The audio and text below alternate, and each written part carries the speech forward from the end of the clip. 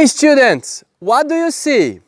I see a duck and I see a swan. Repeat. This is a duck. This is a duck. This is a swan. This is a swan. Is the swan small or big?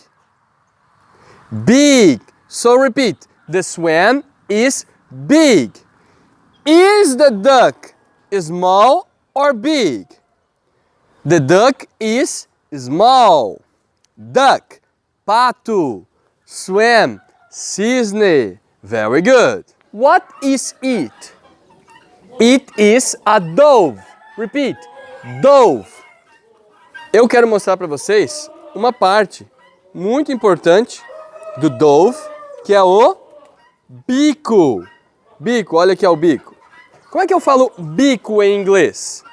Beak. Repeat. Beak. Como é que eu falo pombo? Dove. Repeat. Dove. What is it? It is a turkey. Repeat. Turkey. Very good.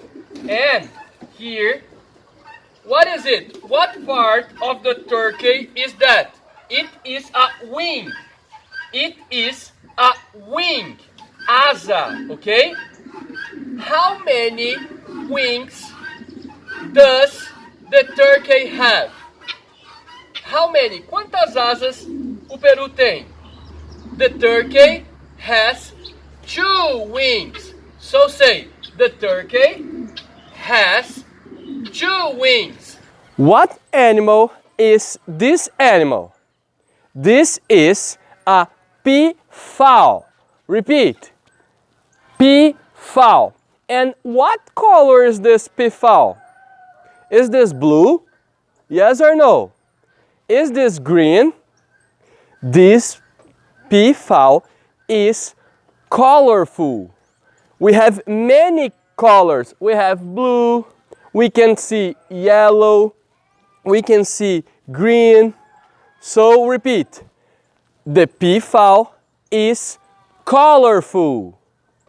The peafowl is colorful. Very good. Eu gostaria de agradecer de coração ao pessoal do Rancho dos Animais, que nos ajudaram muito a produzir esse vídeo. Estão todos convidados para visitar. Tchau!